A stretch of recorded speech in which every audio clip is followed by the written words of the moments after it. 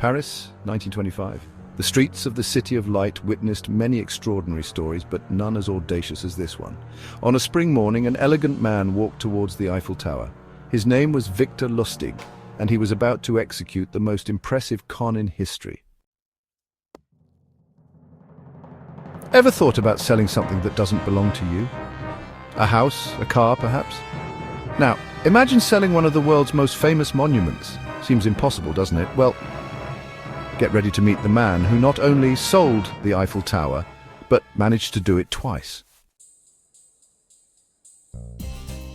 Victor Lustig wasn't your ordinary con man. Born in 1890 in former Austria-Hungary, he was what we might call an artist of crime. Imagine a man who spoke 5 languages like a native, who dressed in Paris's finest suits, who frequented the best hotels and restaurants. But what really made him special? That mysterious scar on his face, the result of a romantic duel? No, it was his almost supernatural ability to read people. Victor could look at you and within minutes discover your greatest desires and weaknesses. And it was exactly this ability that led him to pull off the most extraordinary con of the 20th century. Did you know that the Eiffel Tower, this global symbol that now attracts millions of tourists, was once considered a shame to Paris? In 1925, newspapers wouldn't stop publishing criticisms.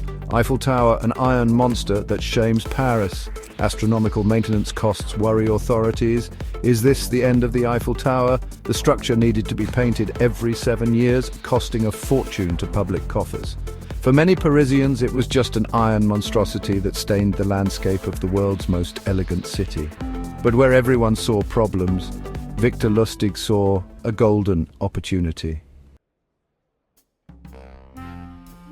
The plan Lustig devised was as brilliant as it was simple. First, he presented himself as a high-ranking official from the Ministry of Public Works.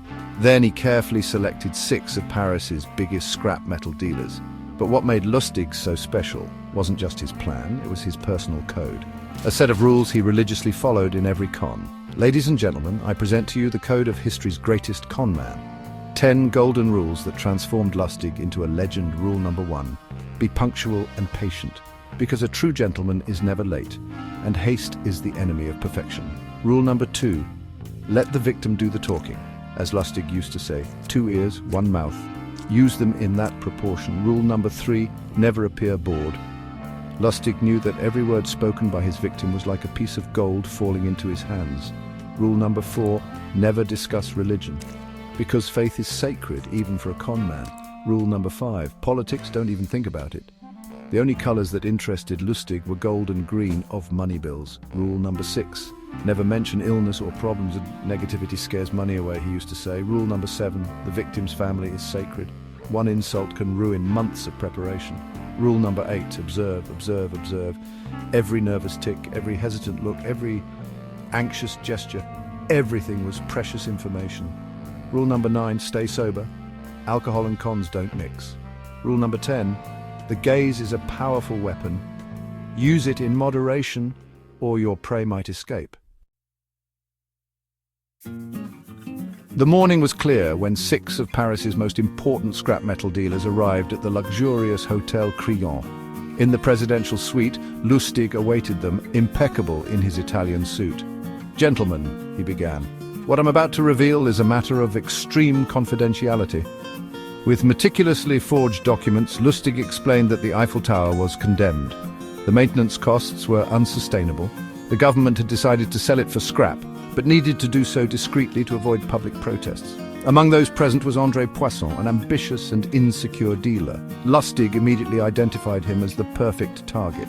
But there was a problem. Poisson's wife, a perceptive woman who distrusted everything and everyone. That's when Lustig executed his masterful play. He called Poisson for a private conversation and confessed, "As a public servant, my salary is modest. Do you understand what I mean?" That hint of corruption was the final touch. After all, what corrupt official would confess their own dishonesty? For Poisson, this could only mean one thing: the deal was real. 70,000 francs for the tower, plus 20,000 in bribes later. And the Eiffel Tower had a new owner, or at least that's what Poisson thought. But here comes the most incredible part of this story. While Poisson was discovering he had been conned, While shame prevented him from reporting the con to the police, Lustig was already planning to do it all again. A month later, like an addicted gambler who can't resist another game, Lustig returned to Paris. Same plan, same documents, just different targets. But this time, fate had other plans. One of the dealers decided to verify the story with the city hall. Within hours, the police were on alert. But Lustig, well, he was already comfortably settled in the Orient Express, heading to Vienna, probably toasting to human gullibility. Victor Lustig ended his days in Alcatraz, but his legacy lives on to this day.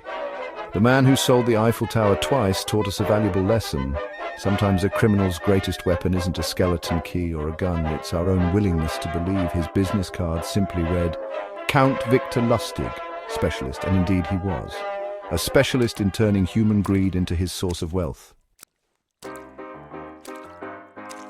And you? Would you have fallen for Lustig's con? Tell us in the comments. Don't forget to leave your like, subscribe to the channel and hit the bell to not miss our next extraordinary stories.